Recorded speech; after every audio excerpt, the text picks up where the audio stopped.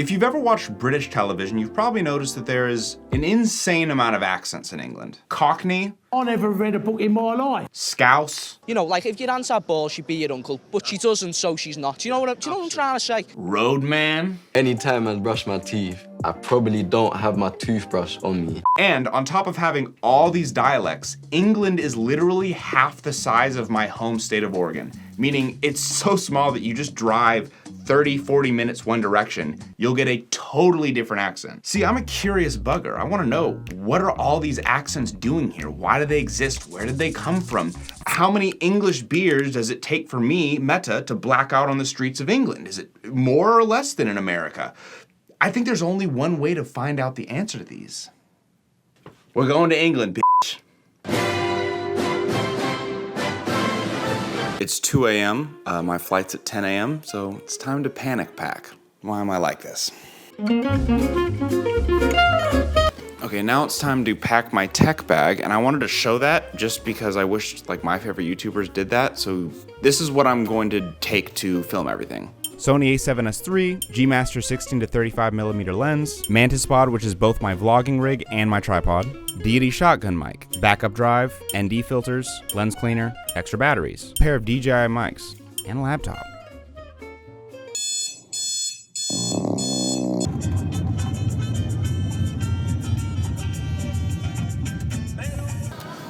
Oh my god, I feel like a vlogging douchebag right now. Oh, am I Logan Paul? So alongside wanting to know about the accents and the history and all about that, I also secretly really want to have a good ash British accent. Over the next 10 days, I think I'm going to pick a certain accent. I think I'm gonna go Manchester, I don't know yet. And then I'm going to spend so much time getting like a flawless accent. And at the end of it, I'm hoping that I'll be able to trick a native that I'm actually from England. Okay, I'm fucking done with this. This is so cringy. Oh my god. Thanks, Travel Meta. God, that guy is handsome. It's nerdy history time. Haha, disclaimer. I don't know anything about linguistics or history in England or English politics, but I do get into the weeds of a lot of that stuff. So just keep in mind that I don't know shit. I'm just talking out of my ass. And have a Google. I'm very serious about the disclaimer. I really don't know shit, and I talk about a lot of stuff like I do in the video. I don't know shit. I promise you I do not. Grain of salt. The first thing to cover is what is up with all these names. The United Kingdom, England, Great Britain, Ireland, Northern Ireland. It gets confusing. Let's start with the smallest unit, which is the countries. England is a country, Wales is a country, Scotland is a country, Northern Ireland is a country. Is it? Is Northern Ireland a country? It is. It is a country. Next, if we expand a little bit bigger, you get Great Britain, which is not a political statement, it's literally just a geographic statement. It's just this island, which includes England, Wales, Scotland. That's it. If we expand one country bigger, including Northern Ireland, you get the United Kingdom, which is Wales, Scotland, England, and Northern Ireland. Not Ireland. Do not say Ireland, okay? Ireland's not associated at all. Do not. The way to understand the United Kingdom is it's essentially a country made up of countries. It's a political body that's kind of similar to the United States, I think, where each country has its own rights, but United Kingdom is like, that's the reporting body, I think. And the last term is the British Isles, which includes Ireland. But again, this is not a political statement or a political nationality, it's just a geographic statement saying it's just these islands.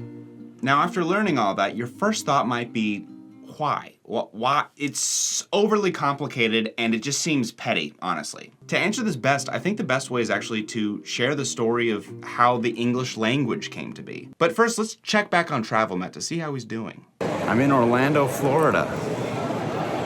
It smells methy here. Oh, that poor guy. You should subscribe to his Patreon to help him out a little bit. Yeah, I think so. Okay. Ugh. You'd think this would be simple. English is native to England, right? Not really.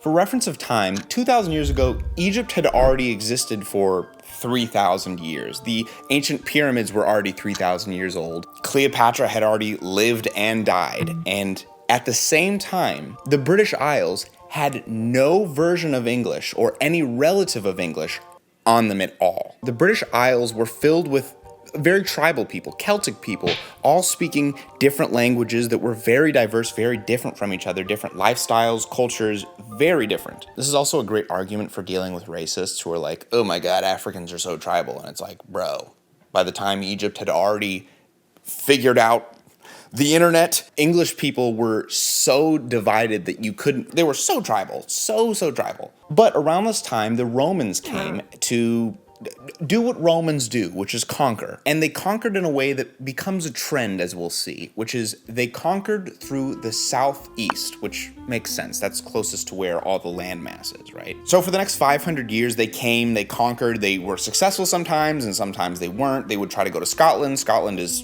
not the one to fuck with. They are not the one. It's a long history, but naturally around this southeastern region, you have a lot of Roman influence. Linguistically, culturally, it impacts the people quite a bit. But then Rome falls, and then a new group comes in to take over called the Anglo-Saxons, and they bring their language, which we call now Old English. 'Tis not English, let me tell you. Ich habe 100 Schafe und Bauchgrasses. Mein Name ist Childro. Aku am Hus. Okay. Little change of scenery. I'm trying to keep your guys' retention up because this is important. I know it can get like a little boring, but it's important. So these new guys on the block, the Anglo-Saxons, who conquer again through the south and the east, are interesting because you'd think that their language, the Old English, should be fused with the Celtic language, right? It would only make sense. You have these two people intermingling. You'd get like a pidgin, right? No. This isn't my area of expertise, but I watched a ton of videos on the linguistics of English and like the history. Why would they not influence the Anglo-Saxon language?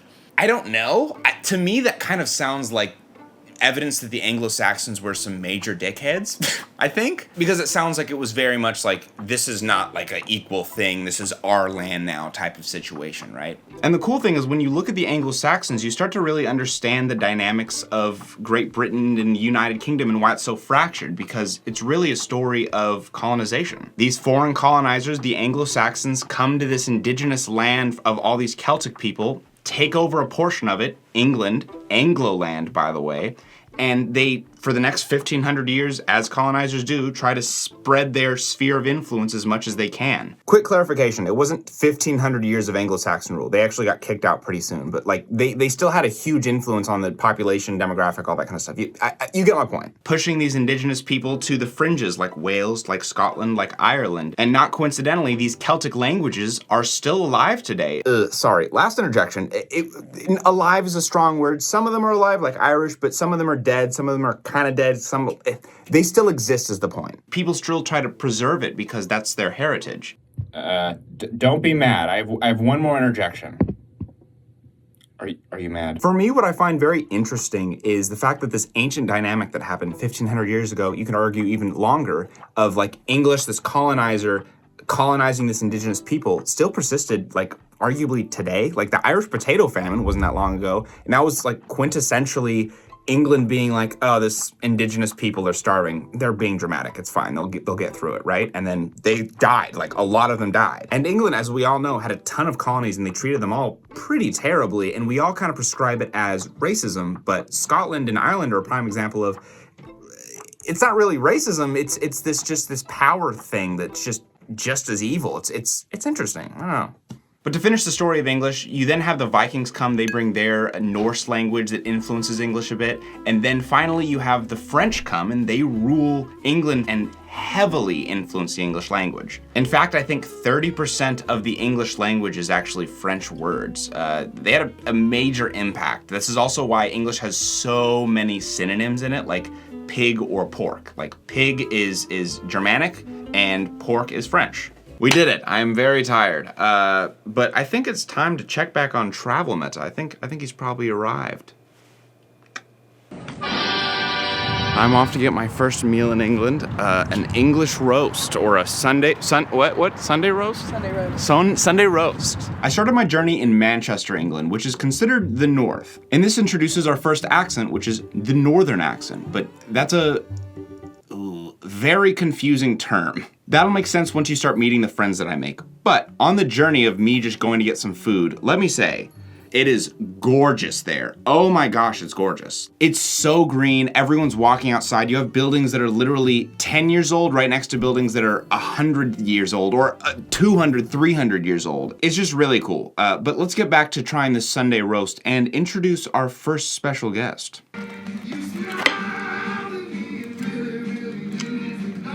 Oh, this is actually pretty good. After this video, I'm actually coming out with a English food review video, so watch out for that. It might be on this channel or my second channel. I don't know yet. So, the Yorkshire, that one's pretty good. Wait, this is what it should look like. This is not what I thought Yorkshire pudding was. What is Yorkshire pudding? So, it's basically pancake batter that is just baked and it rises. It just rises like this, like a little cone, like a little bowl. At this point, we're in the north, but this guy doesn't have a northern accent. Now him specifically, I think he has a southeastern accent, but it's kind of a mix of a couple accents. That's not the point. The point is that the first day I was there in Manchester, I talked to a lot of people, made a lot of friends, and no one had a northern accent. But the more I thought about it, it kind of made sense. I was in a very big city, actually a college town in Manchester, and there's a lot of transplants, and a lot of the time in places like, let's say, Texas, if you go to Houston, you're gonna have some people with that regional southern accent, but a lot of people who are native to Houston talk like me. They talk standard or neutral English. So at this point I realized, if I want to do this story about these accents, I can't go to these big cities. I have to go kind of to the country bumpkins a bit to get the real regional accent. But luckily, internet fame came in clutch for me. It is 10 a.m. the next day and I'm about to go to Liverpool with a random, oh, he's calling right now. Oh shit, hold up. I'm having a random stranger pick me up that I met on the internet from YouTube, and we're going to Liverpool today. Josh.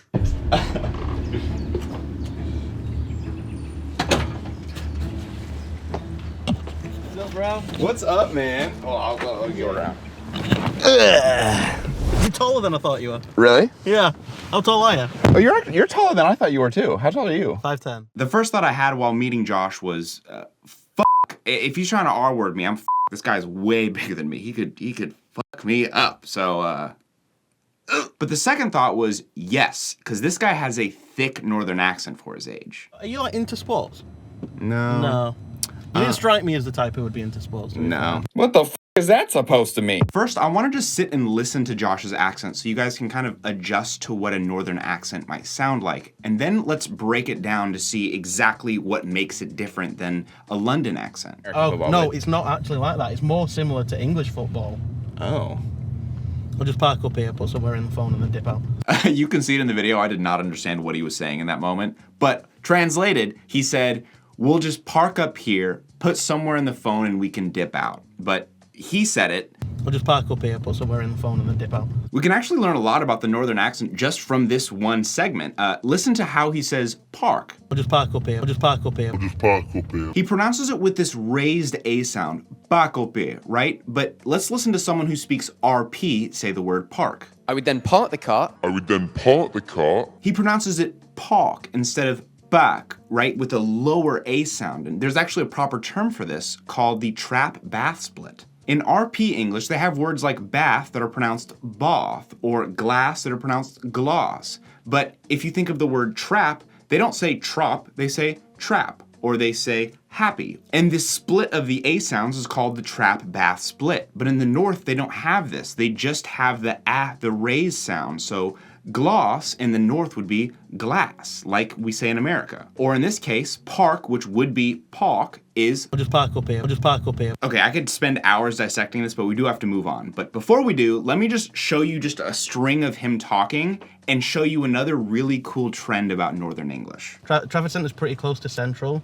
Okay. But it's a massive mall with like a massive food court and things. Like I know almost nothing about tennis. And Okay. I find myself watching tennis all the time. Now think, in your dialect of English right now, does the words foot and strut rhyme?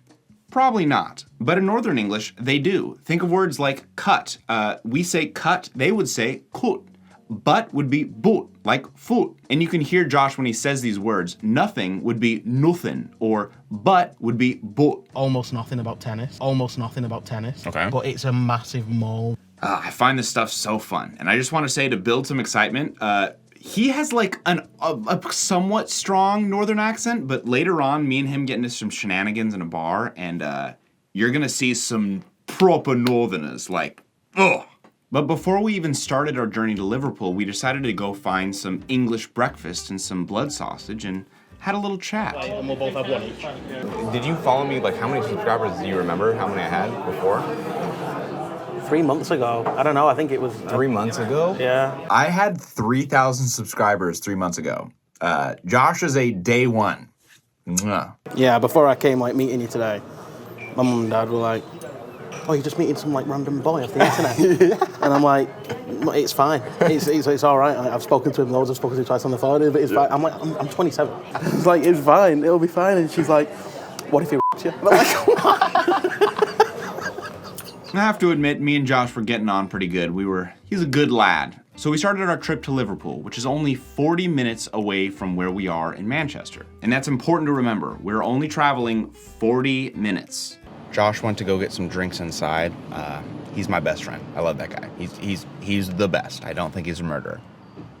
We arrived in Liverpool. The accent of Liverpool is called a Scouse accent, and it is probably the most hated accent in all of England, honestly. Throughout my trip, I asked everyone, like, what's your favorite and least favorite accent? And everyone's least favorite accent was a Scouser accent. Everyone doesn't like it. And I kind of knew this going into it, but I didn't really know what to expect, like what it sounded like and how I would hear it. It's really f***ing cold. The problem that we're coming into, I think that I'm coming into, is that I'm kind of a major pussy, and going up to a random person being like, hey, can I talk to you about your accent just seems so cringe. So the idea we came up with was, why don't we go on a tour bus and hopefully we'll get a tour guide who's Scouse. And we got one. Really, this is a place to come. Not that you all need it, you're all beautiful and handsome without any work done. What? There's Northfield, Strange Street, Liverpool Lime Street and Liverpool Central. They do a loop line around the city and also go out around the city region, up to Southport, Aintree, Ormskirk, even Chester. To give you an inkling of what I was feeling, I don't know if it's just me, but I honestly it was jarring. I did not understand what she was saying for the first maybe 5-10 minutes. It was just like, whoa. Yeah, after those 115 charges come in. I have no idea what's going on. The best way I can explain it is if you go up to someone and say, hey, where's the bathroom? A Scouser might say, back there, which, what did you just say to me? Is that a dish? I don't know. They're just saying back there, but in Liverpool, they have a thing called velar fricatives with their K sound, which is the k sound. The back turns to bach. I also kind of suspect this is why a lot of people don't like the Scouse accent, because that sound is often associated with like ugly languages. For example, my father's language, Arabic, we have the k sound, and people always say Arabic is quite a harsh language. I think it's mostly for that sound. After the tour though, me and Josh had the bravery to actually ask her to get interviewed, and she was more than happy to be interviewed. Okay. Hi. Hello. Hi.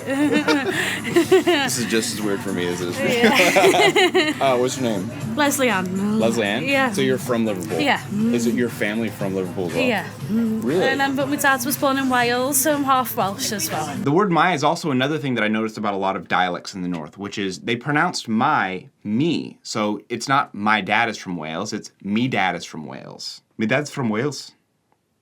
My dad was born in Wales, so I'm half Welsh as well. Went over to Wales, was born with my nan and granddad, had him there during the war and then brought him back here. You hear that velar fricative? Back here. And I feel like every time people talk about Scouse, like about Scouse accent, they don't speak well of it. It's like, oh, it's gross or whatever. Yeah. How does that like make Scouse people like feel? Is it like, do they care or is it Some people do, but some people don't. I'm one of the ones that it doesn't really bother me. Yeah, no. Yeah, there's like nothing I can do about it. Like unless I move somewhere else and start changing it, I can't really do anything about it. Like, I noticed it. So when you say K sounds, ka. Yeah. If it's in the beginning, like if you say calf, you say how? Calf. Okay, but if you say back, you say Bach. Yeah. Now I start asking her about the R sound. Okay, so if I'm going to the bar, you see... I'm going the bar. The bar. Okay, yeah. Okay. So then, how about, so bar... What's another, like, R... What's a word with an R in the middle? Ferry. Fair. How do you say ferry? ferry. So you tap it. Ferry. Yeah, ferry. Interesting. Yeah. Wow. Okay. In English, the R sound is a very interesting one to study because it's very diverse. For example, in America, we're known as being rhotic, so we pronounce our R's like So for example, we go to the bar, or I'm carrying my phone. But in English dialects, we often associate them with being non-rhotic, meaning they just drop the R sometimes. For example, they don't go to the bar, they go to the bar. But what charming Leigh is showing us is that sometimes there's accents in England that actually have a different type of R. For example, she has an alveolar tap R. So sometimes she pronounces R's like the rest of England, ba, just dropping it. But if the R's in the middle of the word, like ferry, she does a tap, ferry. Similar to Spanish, how they don't say claro que sí, they say claro que sí, claro. It's like a telltale sign if someone's speaking Spanish and they go, claro. It's like, okay, you're American, you're a gringo. What are like some Scouse phrases, like some super Scouse phrases? All right, lads, can of Coke and some chicken. Chicken. Chicken, yeah. Oh, so if a K is in the middle, it's also Yeah, like la. What's la? Like lads, or like lads as well. Like that means the same thing. Like it means like for like a friend or a buddy or a lad. Oh, a lad. Yeah. With like a D, lad. Yeah. Oh, a lad. Okay, I think we got it. Yeah. What's your name one more time? Leslie Ann. Leslie Ann, absolute pleasure to meet you. So you too. Well, are you from Liverpool? Yeah. I would love to. Wait, when were you born? 1954. I would love to talk to you too. Can you sit right here real quick? Please. What's your name? Barbara. Barbara. Yeah. You're from Liverpool your entire life? Yeah. Barbara. I loved her energy. I chickened out. I asked her like 2 questions. I just didn't want to like disrupt people who were on the tour. Turns out actually she was the other girl's mom, I think. But it's time to answer the question, why do they sound so different? Like me and Josh traveled 40 minutes from Manchester to Liverpool, and they got that different of an accent. The first answer is migration. There are a lot of Irish people in Liverpool today, and in fact, during the Irish potato famine, up to 20% of the population of Liverpool were Irish refugees. And it's no coincidence that both Leslie Ann and her mom Barbara have fathers from Wales. That's a very common thing for people from Wales to move to Liverpool for the last few hundred years that's been happening. So it makes sense how that could affect the dialect in Liverpool quite substantially. But the next question is, Scouse doesn't really sound really Irish or Welsh. I mean, it kind of does, but it's still its very much own thing. So a potential second reason why Scouse is so different is because accents evolve much faster than you might think. There's this YouTuber who I have binged about the linguistics of English named Simon Roper, and he is such a nerd. He does not shy away from nerdy stuff. But he has a video named An Upper Class Southern British Accent, 1673 to 2023, and he guesstimates how the posh English accent has evolved for the last 400 years. Here's a modern posh accent. Hello. I thought I'd better come out and thank you all for coming here to celebrate Christmas with me and my family today. Here's a posh accent 100 years ago. A number of my opponents have suggested undoing a lot of the work that we've done so far, and I would say the very idea appalls me. Just 100 years ago, and it sounds pretty different to me, but wait till he goes to 1773. Whoa. On the 5th day of November, 1718, which to the era fixed on was as near 9 calendar months as a husband could in reason have expected. To expand this to the Scouse accent, you can kind of see how, okay, yeah, sure, Irish people and Welsh people moved in there, but we're talking about maybe 200 years ago Irish or 200 years ago Welsh. So that accent back then was very, very different. So that accent kind of got transplanted and had its own evolution alongside with all the other influences that happened. But all this academic linguistic talk is fine and dandy, but the trip gods at this point decided, Meta, it's time to get political. After Liverpool, Josh took me to his hometown called Leigh, which is right outside of Manchester. Well, she's a Leigh now, she's been promoted. That is my usual shop. Okay. Where my friend worked. But that church, St. Peter's Church, it's my school was St. Peter's Primary School. This was my nursery, kindergarten. As you can see, Leigh's a very working class community. It actually reminds me a lot of my hometown in Oregon. But as we traveled, I got to have tea with his parents. They're the best people ever. And then we decided to go to a bar. Wagon and Horses. This is a pub. A pub. Oh, my mistake. Just to prepare you like Josh prepared me, he kept saying over and over today, don't get offended, but they're gonna take the piss out of you. And he like made that like a, do not get offended, they're going to take the piss out of you. Taking the piss out of someone is their version of teasing, but they take it pretty seriously. And I didn't really understand how serious, but I understood once I got in there. Okay. He's English, and they moved over after the World War. I'm his manager, so if you want to talk... Oh, okay, I got to talk to you. You're the money man. 50 quid. Oh, I got it. Yeah, no, he's a f***ing world weightlifting champion. Really? Oh, I can see it. That was mild, but it was the whole night of that. That's how everyone communicated with each other. It was within 5 minutes of me walking in, I take out my camera, group of old guys say, what are you filming? Another guy jumps in random, goes, he's filming the start to my OnlyFans. What? But it was hilarious. People were just communicating through bullying each other, and it was just laughing and constant. It was really interesting. Time to feel stupid again. I just want to say I did not buy that sweater. It was given to me. I do not like Drake. I never have liked Drake. It was a gift. It's a comfortable sweater, okay? Don't come for me. We're in a pub in Leigh. Yeah. So this is apparently, I think we're gonna have like some heavy Manchester accents. Yeah. Oh, like Wigan accents, Leigh accents, like they're different. Oh yeah. Leigh and Wigan are like 15 minutes from each other. So like, a lot of these people will not sound like Manchester. Whoa! Yeah. But they're from Manchester. Greater Manchester, yeah. Sorry. Are they going on right now? Yeah. Could I go film? Yeah, cool. Sweet! I tried Guinness. It made my tummy rumble. So I'm drinking cider, and I pretty much drank cider the entire trip. And I asked people if I was a bitch for drinking cider instead of beer, and they all said no, but I also saw absolutely zero men drinking cider, so...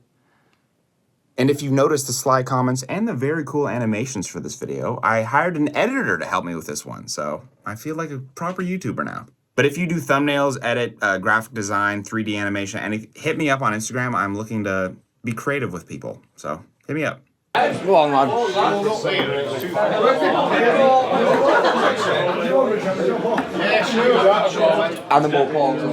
we were there for a dart tournament, and I'd never seen like competitive darts played. I just thought everyone sucked because no one was hitting the actual, like, even close to the center, but apparently there's like a whole bunch of rules of like hit 2 and then 4. I don't know. If we were to interview everyone here, do you think everyone would have like parents from like that were Pits? A lot.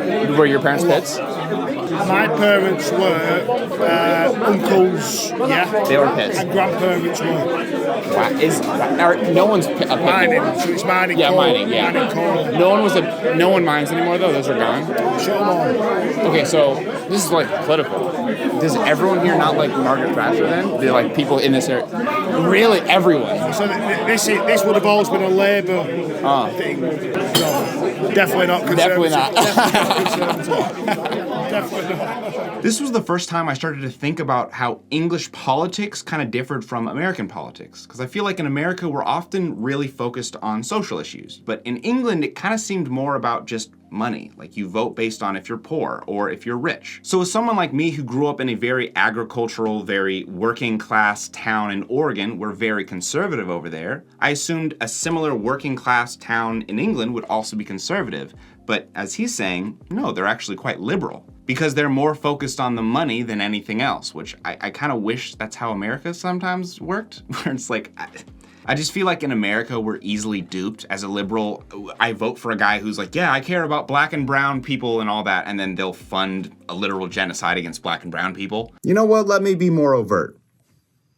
But then these working class conservative people will vote for a guy who's into Christian values, but in actuality, they're kind of being hoaxed by a guy who's just going to vote against their financial interests, like fiscally. This is really neither here nor there. Back to the video. I'm trying to analyze your accent, right? So I'm trying to listen to it and be like, What are you saying that's so different than a posh accent? Right, the big one, Okay. north of the M6, Birmingham. Okay. It's been said on the Joters as well. The word "the" gets out the taxi, fucks off. What? We don't say the word "the." You don't say, oh, you were saying that. You're like, oh, we're not going to the pub. You say, we're going pub. We're going pub. You can hear that this guy has a very strong northern accent from Leigh. But an interesting thing when you listen to him for a while is that you notice that it's not only how you pronounce things that make an accent, but it's the cadence on how you say it. Listen to how he says north of the M6, Birmingham. North of the M6, Birmingham. Okay. He said north of the M6, Birmingham. But if I copy his exact cadence there, but use my American pronunciation of those words, it doesn't sound American. It sounds like a confusing mixture. It doesn't really sound right at all. North of the M6, Birmingham. It's not right. I would say probably something like north of the M6, Birmingham. After being in England just for a week, I could notice that my inflection and cadence was being more English, but my pronunciation was still American. Like, for example, if I'm talking to a friend and say, hey, you going out to the store? I would say, hey, you going out to the store? See, that's not American. That was very English. Instead of saying, hey, you going out to the store? I said, you going out to the store? It's like a question. It's weird. When people listen to you, do you assume that they think you're dumb? Yes. Really? But I don't change it. Good. Fucking good. I don't change it. It's me. I'm from Leigh. I'm working class. Yep. This is me. Yeah, exactly. Okay, this is a serious question. If you were to like apply for an expensive job, make a lot of money, and you were in London, do you think that they would treat you differently because of the way you talk? Possibly. Really? I think so. Damn. Do you think that you would have a harder time than someone from Liverpool, or just about the same? About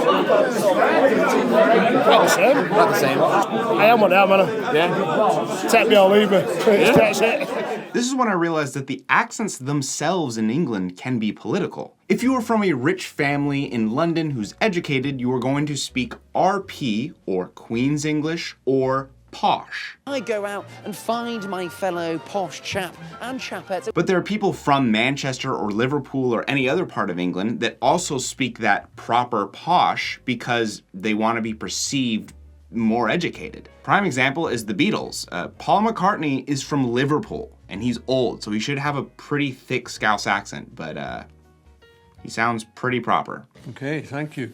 Why is Paul McCartney nicknamed Macca? Because I'm from Liverpool and they abbreviate everything in Liverpool. McCartney is a bit too formal for, hey, Macca. He speaks pretty posh, and your guess is as good as mine, but I would guess that's probably because he wants to be perceived as classy and ooh, not ugh, you know? I might get in trouble for saying this by actual linguists, but this kind of sounds like a version of diglossia, which is a term used in linguistics to show that in cultures there is a high language and a low language, and the high language is usually the academic written language, while the low language is the commoner language, and it's seen as icky and not as smart as the high language. In America, my accent is the H language, it's the high language, but if you speak, let's say, Black American English, it's perceived as the L language of, ooh, that's not grammatically correct or whatever. Similar thing in England, if you're not this educated, nice, posh accent, you're seen as a little bit less educated, maybe not as smart, maybe whatever. But reminder, there's no such thing as grammatically correct or correct pronunciation. It's all just made up words by the people who have the most political power or money. So say whatever the fuck you want. We're headed to London from Manchester right now, so we're at the train station, but it's time to try Greg's and a sausage roll, which I've heard is very iconic.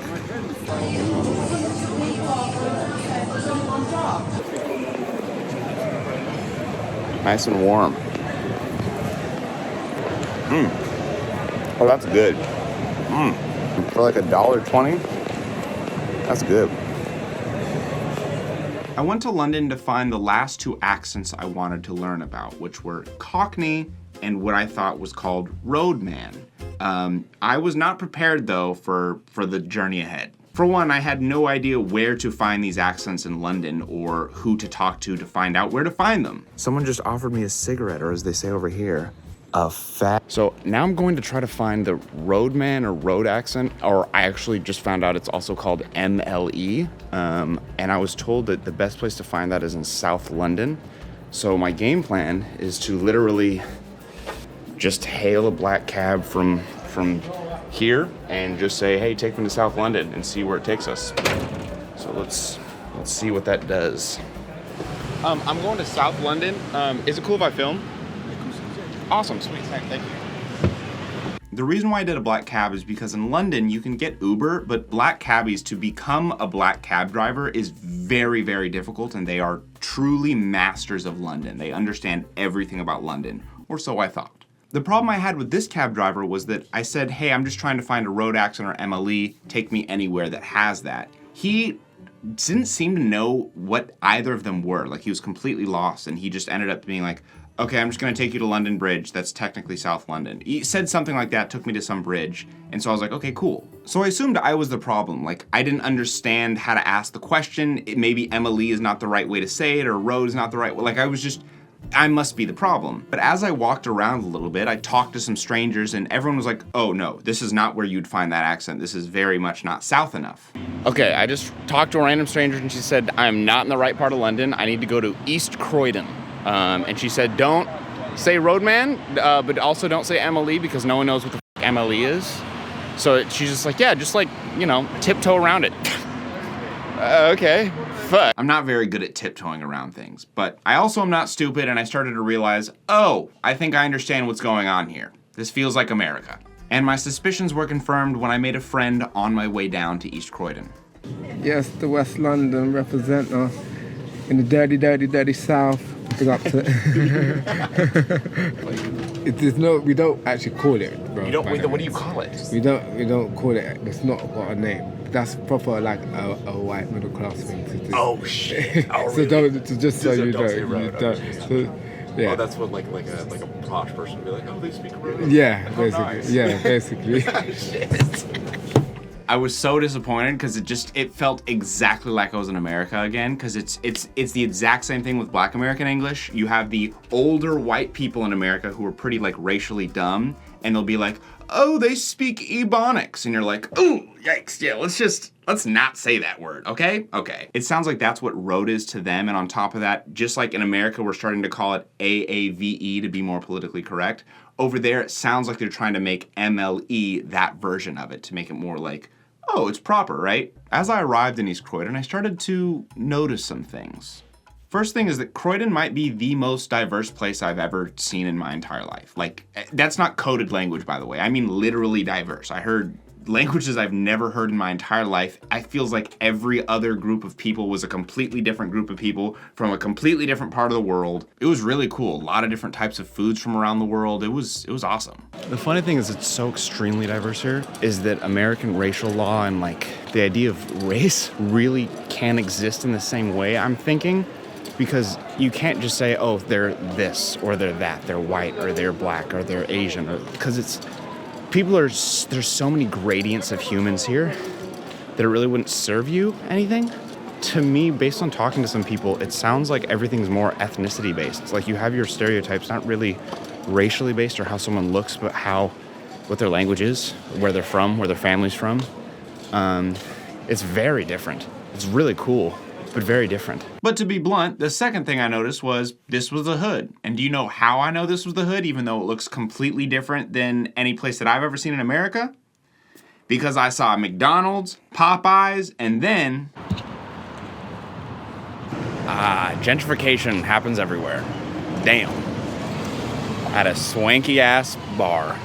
When I say literally everywhere was diverse, except for that swanky-ass slug and lettuce, that was exclusively Caucasian. I was like, wow. My fellow whites, can we get a little bit more creative than just starting a swanky-ass either bar or coffee shop? Like, I feel like that's just the go-to every time. It's wild. But I learned a lot in Croydon. Like, for one, the accent is not, don't call it road, call it more like a South London accent, and it's a South London accent associated with non-white people usually. Roadman is not actually an accent. Roadman is a type of person, and people tried to explain it to me, but I really didn't get it until I saw one. This is a roadman. This is how they dress. They often cover their face with these, I don't know what they're called, like these like black, like, I don't know what they're called. But when I first got off the train, I saw a group of them in like an alleyway, so I went up to them to kind of talk to them, and They instantly offered me weed, but they were also like adorable kids. They were like, they swore to me they were 18. They were like 16 or something. They were just trying to make some extra cash. It was adorable. They were very, very happy to hear that I was from America and I was a YouTuber and all that. Oh, and since I know I gave you guys my YouTube channel, learn how to lie better. I asked you guys how old you were and you're all like, 18. Guys, come on now, really? Honestly, this whole roadman, it's just very racially charged language to describe young black and brown kids from the hood just existing, I think. That's the vibe that I'm getting from. I could be wrong, that's just what I'm getting. But if you want to hear the accent that is all over Croydon, Stormzy is actually from Croydon. People in the restaurant want to try to film, like, and I always say that's not fair on like the person I'm with because they don't want to fucking be in the fucking tabloid. Listen to how Stormzy pronounces the word like. And I always say that's not fair on that. In my pronunciation and RP, we say like. We have a diphthong, so the I is Ike. It's two vowel sounds in a singular syllable. That's what a diphthong is. But he doesn't say like, he says lack with a singular vowel sound. Now listen to how Bob Marley says like in 1979. Yeah, it's like a musician from Jamaica play that music, you know? I like a musician from... They say it very similar, right? It's like... Listen to how they say the word that. Play that music, you know? And I always say that's not fair. That music or that's not fair, that's called TH stopping. It's when you turn a TH sound into a D or T sound. We could go on, but the point is, those aren't coincidences. There's a thing called the Windrush generation, and it was from 1948 to 1971, a whole bunch of Caribbean people moved to England, most of them in London, and shaped pretty much how we know MLE today. While I was in England talking to people who actually spoke MLE, a lot of them seemed to kind of derive a lot of how they speak back to Jamaican Patois or Caribbean English and influenced by that, even if they weren't Caribbean. I met this one Arab guy who, completely not Caribbean, but he spoke very thick MLE, and I was like, why do you do that? And he's like, it doesn't really matter what you are, you speak like this. That's also why it's called MLE, Multicultural London English. It's not only just Caribbean, but it's also influenced by Cockney, it's influenced a little bit by Arabic, a little bit by South Asian people. It's hard to track exactly how a dialect comes to be, but it does seem to be a real mixture. But for my Americans watching, here's some fun facts that I found hilarious. You know how in America there's all the rich white kids and a lot of other kids who speak AAVE even though that is not honest to them at all, just because they want to like be hip and cool and they like YG or whatever? Same thing. You have a whole bunch of posh kids in London who are not from an MLE speaking area going ham on the bruv, going ham on it. Another similarity, you know how in America let's not call them racist, but let's call them racist old white guys who are like, oh my god, these younger kids are saying a whole bunch of words that don't mean anything, like fire and I don't even know what the fuck they say. I found the exact same type of people in England. These older, I had a taxi driver who just went off about how, oh, these kids are saying they're mixing Muslim words with English and it's not making any sense. I was like, dude, you speak Cockney. You guys say the weirdest shit. But as a segue, for my last accent, the Cockney accent, I found a new friend. Do you want to be in the video? I mean, I don't have makeup on, but okay. Sweet, love it. Okay, it's just... Hi. This is Tolu. She knows me from my TikTok era when I used to talk about racial, ethnic history in Africa and Egypt, and it was a different era, but throwback. But it's like there's only like maybe 6 different ethnicities in LA. There, I was hearing languages I'd never heard before. I was like, oh, that's Urdu. Oh, that's... I've seen some of the craziest mixes in like London, and in my head I was just like, I love that for you. Like I literally saw a Nigerian Samoan. How does that even happen? How does that work? The funny thing about mixes is that there's usually a reason why they mix. Yeah. You know, like white and black American, it's usually black dad, white mom, fetishization. Crazy. Right? Same thing, right? But like Somali and Nigerian, it's like where's the power? Like who used who? The thing is, I can even understand that because it's like if they met in like the mosque or like that type of situation, like historically that makes sense. But in my head, like I was hearing certain people say that they're like Ecuadorian Icelandic, like where does that? And for those of you wondering, she's not American at all. She actually has an international accent. The more you travel, you'll meet people like this who she's lived in every continent, I think, but they have an American accent through like the schools that they go to. It's very interesting. But the mission me and Tolu were on was to find the Cockney accent. But the problem that we were having is that we'd get in a black cab as I had the entire trip, and hear what sounds like a Cockney accent from the driver, but then I'd ask them, hey, so do you have a Cockney accent? And they say, no, I'm not a true Cockney. And you're like, but you sound like a Cockney to me. And they're like, nope, nope. But then they would often say, to find a true Cockney, they have to be born within the sound of the Bow Bell. Which I thought sounded pretty epic. That sounds like a riddle. That sounds like an adventure. And as we walked around asking strangers what it is, we eventually found that it was the Bow Church Bell, which was in East London. So we got in a black cab to head over to that. And then... what about where, sorry? A Bow Bell? What's that, the pub, the Bow Bells? It's like a church. Oh, the Bow Bell Church? Yeah, yes, we're looking for a Cockney accent. A Cockney accent? Yeah. Yes. That's me. Oh! Oh, really? Oh, thank you! Oh my gosh, this is amazing. Yeah, so I'm a 110% Cockney. Did you grow up within like the sound of the church bell? I live here. Oh, wow. Yeah, so I'm literally, Bow Bells is down the end of here, so yeah, when you grow up within, well, the sounds of Bow Bells, you're a 110% Cockney, so I'm a last of a dying breed. There's not many. We got super lucky we found this guy. If not, I probably would have given up on the search. But he speaks very sadly about it because it is a bit sad that Cockney was the working class accent of East London and a lot of London, and it's just kind of dying. The only time you really hear thick Cockney is when you speak to someone older. It's also why, I'm not an expert, but his accent is not super, super thick compared to some other people that I spoke to, and he's also substantially younger than a lot of the people I spoke to. The consensus was if you want to hear a real thick Cockney accent, you're gonna have to talk to someone who's pretty old and they're probably not even gonna be out and about like that. Like it's really is a dying dialect. And of course, me being Mr. Racial, I was curious on if Cockney was just for white East Londoners or was it for everyone? And he explains, no, it has nothing to do with your color. It usually is white, but there's definitely South Asian Cockneys, there's black Cockneys, everyone can be a Cockney. It's just a regional thing. That's actually kind of a rule amongst all of England. It doesn't matter what you look like or where you're from. If you're born there, you're that. But one of my favorite things about the Cockney accent is what they call Cockney rhyming slang. I've heard a lot about Cockney rhyme schemes, or rhyming slang. So I've heard from most of the cabbies that they're like, it's basically was a way for people to talk about stuff incognito. Yeah, so, we would, sometimes I speak in Cockney rhyming slang, but like terms and phrases. I'll give you an example. Today I was going down the rubber-dub-dub. Means pub. Oh, okay. Yeah, cool. So see now we're driving down near, back in the day, the Frog and Toad Road. So do you say the Frog and Toad or do you just say frog?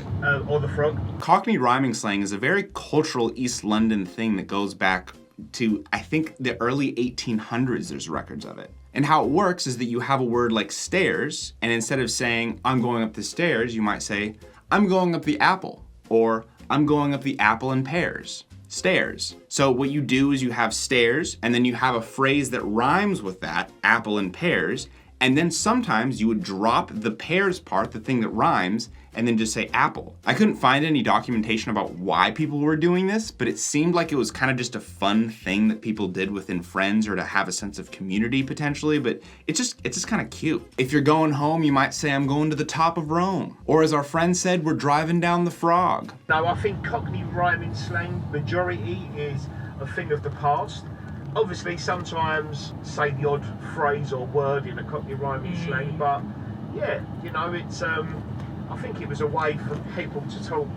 I don't want to use their own language. I don't want to say that term, but it was more of a slang that people from the area that would know what one was saying. Wow. Yeah. The place. So this is Bow Bell Church.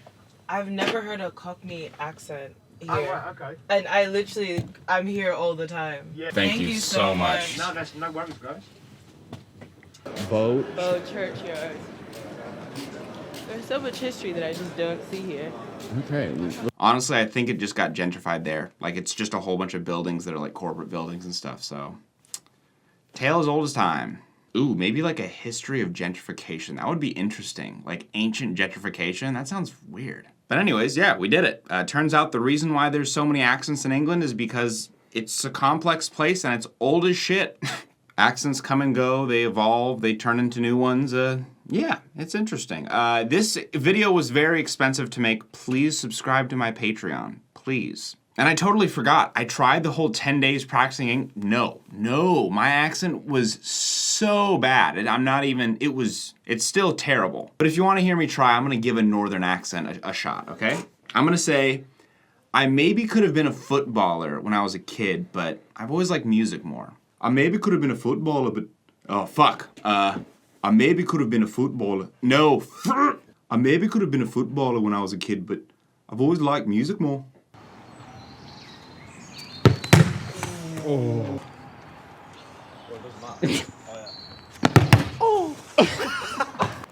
This one I'm not too worried about. I'm not too worried about this one. You know? Do I hit it right here or here? Like on like the knuckle with your foot. Go on, get fucking through it. Wherever you feel. Watch your toe. Firstly, just go hit that. Yeah, I got it right there. Fuck! It's my fucking goal. Okay, that's good. Perfect.